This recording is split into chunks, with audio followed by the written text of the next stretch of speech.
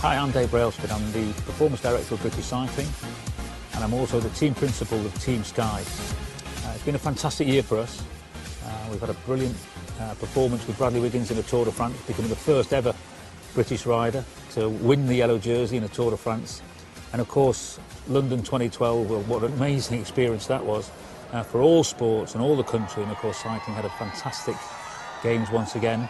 And I'd like to chat to you a little bit more about how we did that. I think one of my challenges really is I don't coach the riders directly. I coach a team of people, including the coaches, to then coach the riders. If you want other people to perform, it's important that you understand that you need to be a rock, a solid rock of consistency, react in the same way, have a good attitude all the time. And I think attitude is very, very important. At a very simple, basic level, when I walk into this building every day, my motivation might be different. It might fluctuate up and down. But really my attitude has to be the same. We come in here to win, we come in here to train to win. So it's up to me to decide on my attitude. I'm in charge of that. I decide what it is. I'll choose my attitude when I walk into this building. And I think everybody is in the same boat. And I think that's the first and foremost, most important part of any successful program, is to really understand yourself and think about yourself and reflect about yourself and how you operate.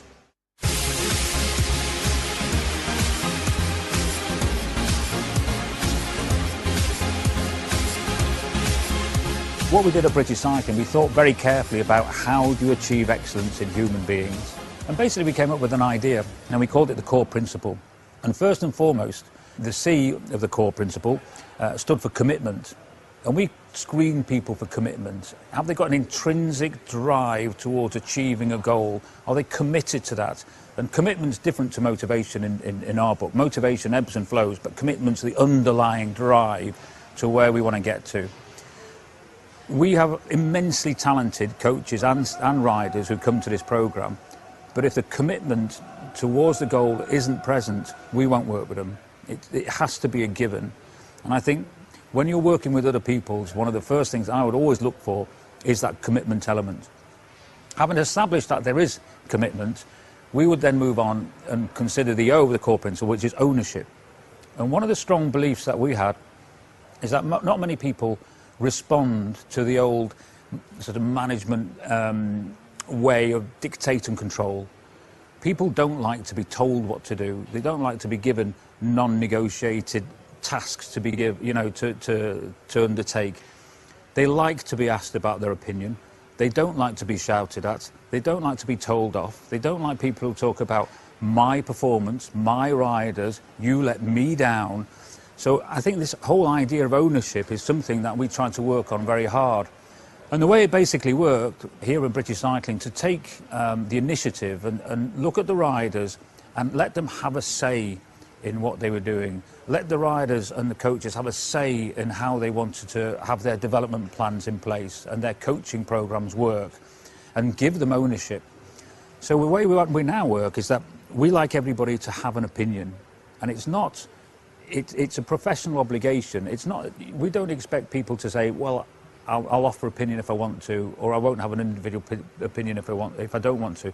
You're expected to have an opinion and offer an individual opinion. And then wherever possible, we will work with collective opinion. But I think whenever you want to achieve, really get the best out of somebody, create an environment where people are free to speak. They don't feel frightened or under scrutiny to speak their minds. If they won't speak to you, they'll speak to somebody behind your back, and all of a sudden the dynamic within the team will disappear. So really think about this idea of how do we develop ownership over something. We talked about taking the crown off the head of the coach and putting it on the head of the rider, and giving them some freedom and real ownership over their performance plans and their training plans. And it was amazing what happened. First and foremost, the coaches threw their hands in the air and said, this will never work, you know, they won't turn up for training, they need to be told what to do. But of course they won't, because they're highly motivated. Chris Hoy, for sure, leave him alone, he will turn up for training, whether there's a coach here or not, because he wants to be Olympic champion. But what we found was that motivation levels went through the roof. The coaches actually realised that they were there in a support role to manage and support the riders. and everything really started to flourish in the right direction. There was a bit of settling down time, I'll grant you, but in the main, we actually found that this idea of ownership worked terrifically well. The next step is, if you're going to give ownership to somebody, we have to have in all walks of life responsibility and accountability. You can't get away from it. We all have to live with it. It's part of life, and it's important, I think, that accountability is understood and made absolutely clear to every individual, so they understand what they're accountable for, and equally what they're not accountable for, what's expected from them in performance terms and what's not expected from them in performance terms, what's expected in attitudinal terms and what's not expected in attitudinal terms. So I think if you take those four elements, commitment combined with ownership, on top of that you understand and make very clear the responsibility and accountability role, that then leads to excellence. And in fact, it's personal excellence that we're talking about. It's not necessarily on the world stage, it's the best that you can be. It's the best that somebody else can possibly be, the best that they can work towards, and excellence for themselves. And I think that's the really important part.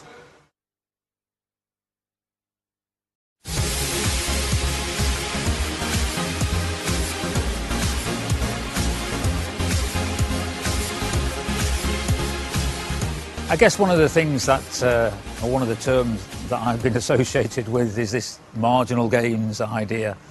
It's something that I came up with a few years ago in order to try and describe what was then more of a philosophy than an actual tangible, it's this, this, this and this. And basically the idea was pretty simple. It struck me that in all of the work that we were doing in trying to improve cycling performances, that actually if you strip back everything that you could think of and improve each one by a small percentage, a marginal percentage, a marginal amount, when you clump it all together, you get this big improvement. So I think back in maybe around 2004, after the Athens Games, we started to think about these ideas. We had a situation where I could walk into the mechanics room here at the velodrome, and I could look at a wheel and the tyres are stuck on the wheel, and if the tyre wasn't quite straight, I would say to the mechanic, actually, you know guys, hey listen, I don't think this tyre's stuck absolutely straight here. It might not, you know, the rolling resistance might not be quite right. And the answer I used to get is, Dave, you're not a mechanic, that's our job, you can leave that to me, thanks very much. Which of course is highly ineffective in a team where we're trying to all improve. Having worked on this idea of marginal gains and where can we make little improvements and who can find what, if I now went into the mechanics room and I said the same thing, hey guys, listen, this tyre's not stuck on straight, what do you think? I'm absolutely convinced that the answer I would now get is, oh, cheers, Dave. Thanks for pointing that out. Yeah, brilliant, thanks very much. I'm going to put that right, brilliant. Because we're in the right mindset. We're looking for little things collectively all the time that's going to make us improve. We're open-minded to it. We're open-minded to new ideas. We don't see it as somebody scrutinising an area. We don't see it as criticism of me not doing something I'm meant to be doing. And that's the kind of philosophy that we wanted to develop. When we then actually think about what do marginal gains look like, I think that some of the relevant things that, you know, that spring to mind. We, in the Tour de France, we race for 21 days, and Bradley and the team will stay in a different hotel for 21 consecutive nights. We don't know what kind of beds they're going to be sleeping in. We don't know what kind of pillows they're going to get. And when you think about it, their posture will change. They'll be sleeping in a different position with a different pillow every single night. For a highly trained athlete who's racing 6 hours a day, you couldn't think of a worse way of going about it. So what we now do, we decided we created our own bedding, which was made for each individual athlete, their length, their weight, how they sleep, their posture. We have a team that goes ahead of the race. They clear out each hotel room, they take the beds out, and we put our own beds in with the same pillow. So every single night the riders will sleep in a consistent position on a consistent bed, and absolutely the posture will remain the same. That is a marginal gain. It's not going to win you the Tour de France, but it can make a little difference towards helping the performance. I think another area, a good example may be that we spend an awful lot of time in meetings, as I'm sure you do, I'm sure a lot of us do, in our working lives. But it does strike me that if we measured the time we spent in meetings and we measured the effectiveness of that time, the results don't really represent the time and input that go into meetings. So as a very simple marginal gain, I decided that we would actually look at our meeting structure. We have the same now, exactly the same format for agendas. We have the same format for minute taking. We have the same format for following up on actions.